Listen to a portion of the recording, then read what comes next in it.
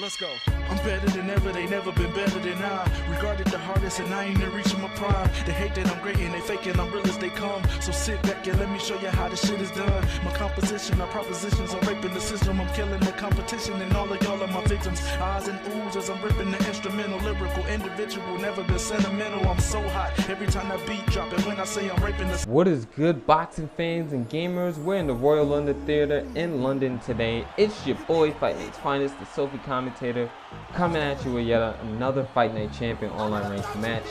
This is a fighter I don't think I fought with on this channel. Sugar Ray Robinson, one of the greatest pound for pound fighters of all time. He's the main reason for the pound for pound ranking. He was so good back in the day that they needed to give this man his own title, because you know how important the heavyweight title was back in the day. Still is pretty important now. The heavyweight world champion, it just means so much in boxing. So Sugar Ray Robinson was so good that they had to give this man his own title, and that's the main reason for the pound for pound rankings today. And one of the guys that could be possibly considered one of the greatest fighters of all time too is Roy Jones Jr., a man who climbed several weight classes, went all the way from middleweight to, I believe, light heavyweight. I don't think he fought heavyweight, and if he did, I haven't really seen any of those matches. I'm sure somebody will be able to correct me in the comment section below. But one thing I want you guys to leave in the comment section is, who do you think will win in this matchup in terms of at 160, maybe possibly even 168 pounds? We know Sugar Ray Robinson was also welterweight at one point, so I think both of them fighting at 160 would be fair. Both of them in their prime as well. Prime Roy Jones. Not the Roy Jones that you see now or maybe saw 2 or 3 years ago. But a prime Roy Jones at 160 and a prime Sugar Ray Robinson at 160. Leave in the comment section who you think will win that matchup. So, the thing about Sugar Ray Robinson, and one thing that he really did well during his career, was he was able to jab. He was able to set up that jab. He was able to establish that jab. And you see the developers of Fight Night Round 3 really take that into consideration when they made Sugar Ray Robinson, was how important his jab was. Even though they kind of mixed him and Ali with the same kind of style, both of them was very good and very effective with the jab. And the same thing in Champion. He has a very effective jab and a very accurate jab that can land for the most part. But even though I'm not going up against the greatest opponent in terms of competition, he was a fighter who, I believe in the beginning, you're going to see him systematically break down. You're going to see him break down as this fight goes on. And could it be because of the character choice, or was it how I was fighting? It's something that you really have to question. So the end of the first round, a round that actually did have quite a bit of action, but also some really solid defense from me. And I started to notice some things in that first round. And that's the thing that you have to do when you go into fights, is take notes. Look at what it is that the guy is doing. See what he's doing. Take notes on it. Watch him, observe him, see how he reacts to certain things. That's what round one is. It's that filling out process. And for me, the filling out process goes all the way up to round number 4, all the way to the end of round number 4. Round number 5 is really when I would say I have to stick with something and see if it works. There's no more trying things out, and we end up hitting him with a beautiful power right hook to the head right there. Step back, watch him miss his own left hook, came back with that, started landing a bunch of combinations, and somebody please teach that man some defense as we catch our first knockdown of the fight. You see how we was able to set that punch up. You see how we was able to follow up on our advantage of him being stunned, us still being in good health, and how we was able to catch the knockdown. So when you score a knockdown, that automatically gives you advantage. It lets you know that you figured something out. The thing that I noticed, and you may be able to see it, is after this guy's punch, he drops his hands initially, and then he puts those hands back up. So look at when he throws a hook combination. Anything but a jab for the most part. he had that split second right there. There it is again. He has that split second before he goes ahead and he puts his hands back up. He doesn't put those hands up immediately after he finished throwing, and because of that, it leaves him open for shots, and that's exactly what it is that we took advantage of and when we scored the knockdown, and it's something that we can take advantage of later on in the fight. So now you see me being smart here. What I'm trying to do is I'm really trying to take my time. I'm trying to think. I'm trying to visualize what it is that I'm going to do and when can I throw. When is the opening? When does he feel comfortable to where he'll drop his hands, or try to figure out what it is that I'm doing. So you see us right here using the footwork, using the outside, staying at range while still being in our own punching range. Let him step into range if he has to. And immediately when we're out of range, we find a way to get back into range. That's the most important thing in boxing, is being in the correct range. There's fighters who like to stay on the outside of their opponent's punching range while being in their punching range. Muhammad Ali is a great example of this, being able to take advantage of his own height and his reach. We've seen this against Floyd Patterson, when he punished him round after round after round with that jab, just dancing around the ring. Well, most of the time in the center of the ring, and he did the same thing to Sonny Liston as well. So that's a fighter who does that kind of thing and takes good advantage of being able to circle their opponent. You saw Chris Algieri do it to Ruslan Provodnikov lately as well, if you're looking for a more recent fight. So first two rounds, round number one, that filling out process, those observations coming to success in round number two. And as we move into round number three, the question that we're going to ask ourselves is, can we go ahead and finish this guy? Or do we want to continue to try to break him down? So with a knockdown being scored, he automatically lost confidence. So the thing that I decided to do was, let's play a bit more defensive, let's play smart, let's try to continue to establish the jab. With Robinson, he's so accurate, he has good power, great speed. He's the perfect package of a fighter, especially on this game.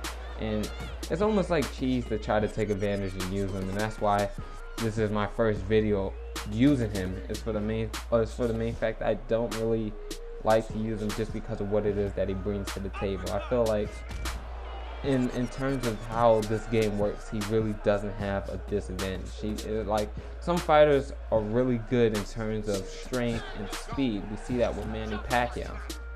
Good defensive ratings too, but he doesn't have the Philly shell. Robinson has the Philly shell. The disadvantage between Roy Jones and Sugar Ray Robinson, in my opinion, is the fact that Roy Jones has that straight, and how it pulls back, as you saw there. It's so ugly, the way that straight pulls back. It's just so disgusting. Just look at that thing, man. It's just nasty. That's the biggest difference between these two, besides the 2-point overall advantage. I feel like Roy Jones, though, is a good counter pick to Sugar Ray Robinson. Also, Sugar Ray Leonard is a good counter pick to him as well. I believe Robinson does have 92 strength. So some fighters, like I said, you'll see them have the strength and speed advantage and the accuracy, but they don't have the Philly shell defense. But he has that. Even though in real life, I don't believe he fought with a Philly shell. If I'm correct, he fought with a textbook block. So, you know, some fighters, they just don't seem to get them right, and I don't understand why that happens. But we're going to go ahead and continue to turn up at the end of round number three. And the main reason we did that is because we played good defense all round. We scored some nice points. And then having that flurry will catch the attention of the judges. And also the fact that we landed so many punches, it will show as if, you know, this is the flurry that we needed in order to win the round. Even though it could have been seen as maybe a close round, or a round where you could possibly give it to him based on his activity. We went in there and sealed the deal with a good, solid combination. So we enter into round number four here. The main reason I feel like he was watching the cornerman is, if you saw his record, you can see he's the type of fighter who maybe he just picked up this game a few months ago, or he picked up the game and he's still learning some things. He still hasn't mastered all the components to the game. And we're seeing one key thing here is that he can't stay in range. And yeah, he throws pretty nice combinations every now and again, but he's not the type of fighter who's been experienced. Say, you know, yeah, this is what the Philly shell can do for me. And also, I don't think he really understood how to use Roy Jones, or how Roy Jones should be used. Roy Jones is a counter puncher. You see me throwing out that jab a lot. I mean, the timing of it was pretty hard to predict, but there's no head movement from this guy. The jab isn't established enough, and the fact that he fought in southpaw to me made it seem kind of interesting, because Roy Jones has that left hook, that powerful left hook. It's a 20 left hook. It was his signature punch in real life. So I can see him trying to go, and Roy Jones also has the athleticism to pull it off, but I can see him try to go for that left hook as his power punch. So the main combination he should have been throwing was that jab left hook, but we're seeing the straight more from him than anything, and he didn't really utilize his best punch to how he could have used it. He didn't maximize the potential of his boxing, and that showed to me that he likes Roy Jones maybe, or he thought because of the high overall rating that he would just be able to bulldoze over people. I'm not exactly sure what was going through his head, but for me, it's like, you gotta understand your fighter. Take a look at the ratings, and if you watch boxing, you would just know that certain punches work really well for them. Like for me, I know the uppercuts to the body is one thing Robinson really did a lot when he was on the inside, or if he was in the clinch or he was in the hold. He would just come out with tons of uppercuts downstairs to the body, while his head was either being pushed down or whatever the case may have been. He has a really solid jab, and he throws every other punch with good conviction and with the ability to knock his opponent out. So you see us here still using the footwork, still using the jab. He did more than enough in order to win the round, and then that's that flurry that we talked about last time, just in case if the round was questionable. You go ahead and throw a 6 or 7 punch combination. We landed about 4 or 5. So that's definitely a successful combo at the end of the day. Round number 5, we're halfway through the fight, and it's a type of fight where you see him now making an adjustment to say, I need to be even more aggressive than where I was. Initially, he came out in orthodox stance, and I thought he was going to make the adjustment while I was doing this commentary. This was actually supposed to be a live commentary, but I didn't like some things that were said in the beginning in terms of what I was venting about based on what I was feeling. So that's the main reason why it's being done right now. Being redone right now. But take a look at what it is that he's doing. Now he's not putting his hands up at all. This is something that we talked about earlier.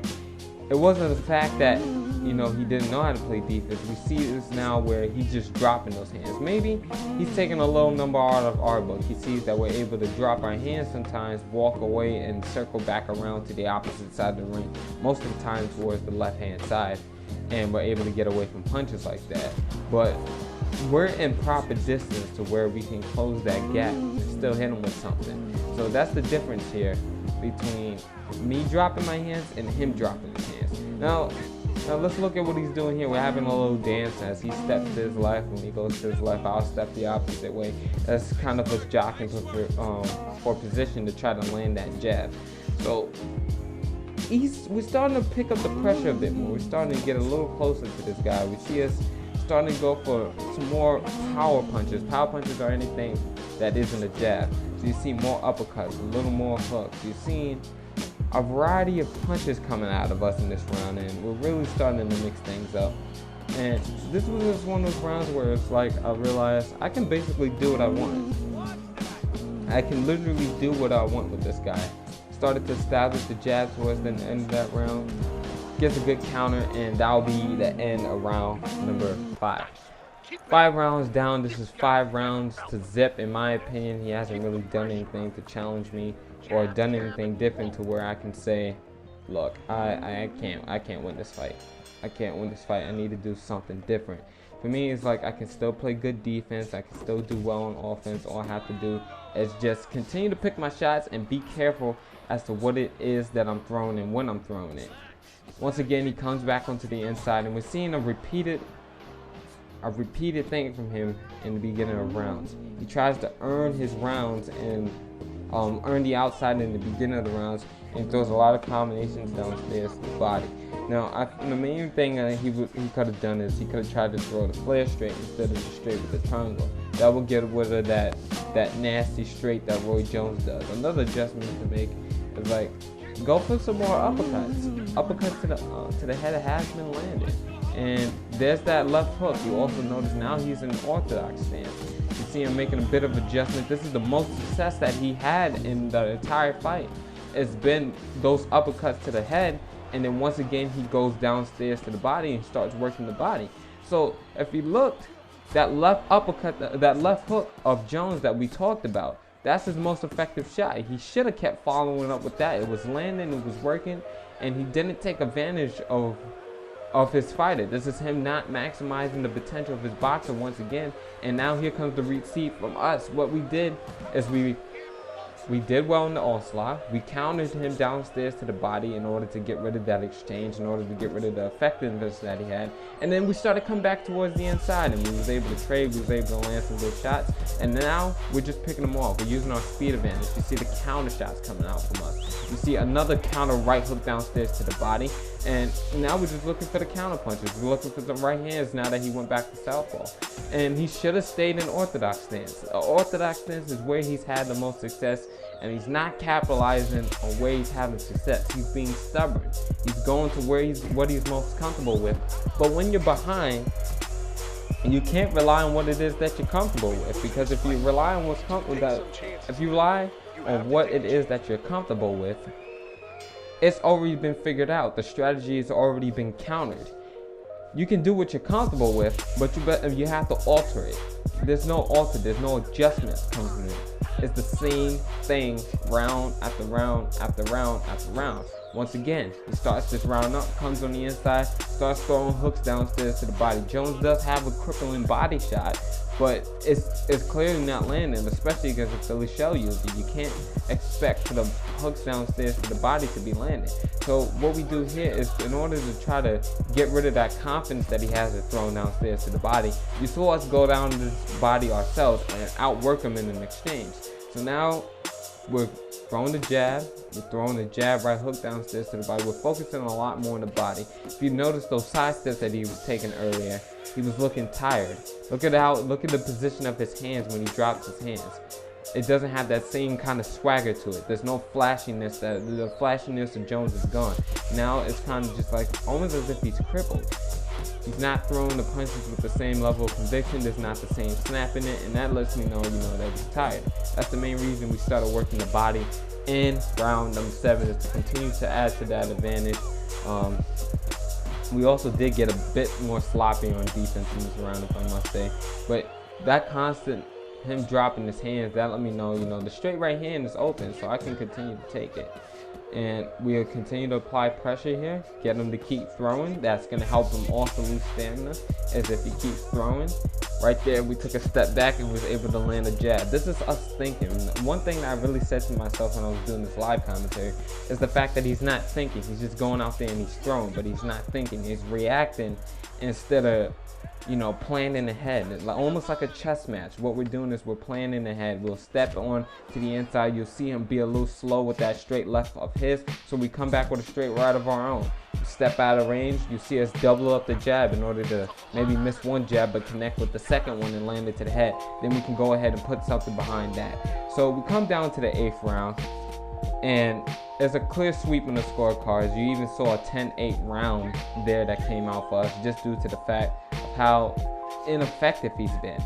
This just goes to show you how well we're working on defense. That's us thinking again, using the footwork in order to set up offense. These are the different things that you guys have to do whenever it is that you're playing online, that you have to constantly think. You have to think to yourself, I can do this, or if I do this, he'll do this way, I can respond with that. So it's always a step. You always got to have that mindset, always have that brain of yours working, always have it on full operation. Make sure it's a hard day, make sure your brain is working overtime whenever it is that you're playing this game. So now you see us taking advantage of the fact that he doesn't know our range. We have a 72-inch reach, and we know how to use it. We're very effective with the 72-inch reach. Initially, back when we was doing the tournaments, and I made the realistic James Toney, I started off with that 72-inch reach, I believe with 5'7" or 5'8" height. So now we basically decided we'll get this guy out of here, and that's exactly what we do, catching our second knockdown of the fight with that straight right hand coming right down the middle, one lightning bolt of a punch, and that gave us our second knockdown of the fight. I pretty much figured at this point, no more need to toy with the guy, no more needing to break him down. He's already broken down. His will to fight has already basically been broken, and all we have to do now is go in there and finish the job. So what do we do and how do we do this? Power shots and also combinations. Excuse me, I had a brain fart for a moment.